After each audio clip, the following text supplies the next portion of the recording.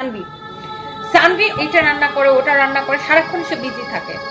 সে ব্যক্তি জীবনে নানা চড়াই উতরাই পার করে আজ নিজেকে প্রতিষ্ঠিত করেছেন রুবায়েত ফাতেমা তনি।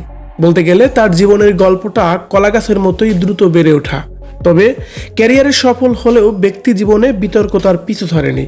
আবারও নিজের ব্যক্তিগত জীবন নিয়ে সমালোচিত হয়েছেন রুবায়েত ফাতেমা তনি। মেয়েকে দিয়ে চাকরি করানোর কথা বলার পরেই শোনা যাচ্ছে সানভীর খোঁজখবর নেয় না রুবায়েত ফাতেমা তনি। এমনও শোনা যাচ্ছে যে ছেলে ও মেয়েকে দুই চোখ করে দেখে তনি।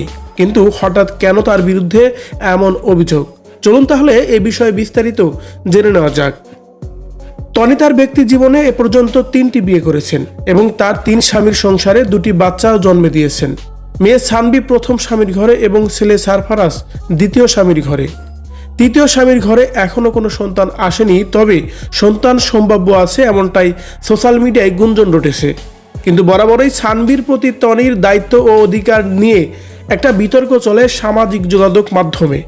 একে তো সানভি তার জন্মের বাবাকে ছেড়ে তনির সঙ্গে আছেন, কারণ তার বাবার এত অর্থ সম্পদ নেই।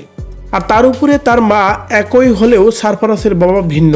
এতে উত্তরাধিকার সূত্রে ওই সম্পদের ভাগিদার একমাত্রই সারফারাজ হবে, সানভি হবে না। তাহলে সানভির জন্য কি করছেন কি তনি?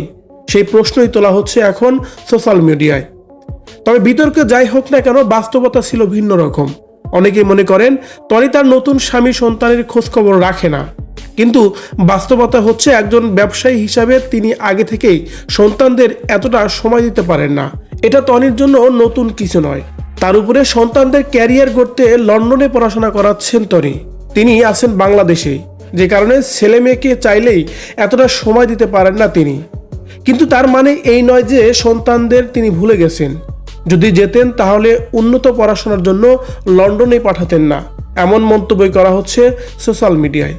সত্যিকার অর্থে তনি তার 2 ছেলে মেয়েকে কাকে বেশি ভালোবাসেন বলে আপনার মনে হচ্ছে?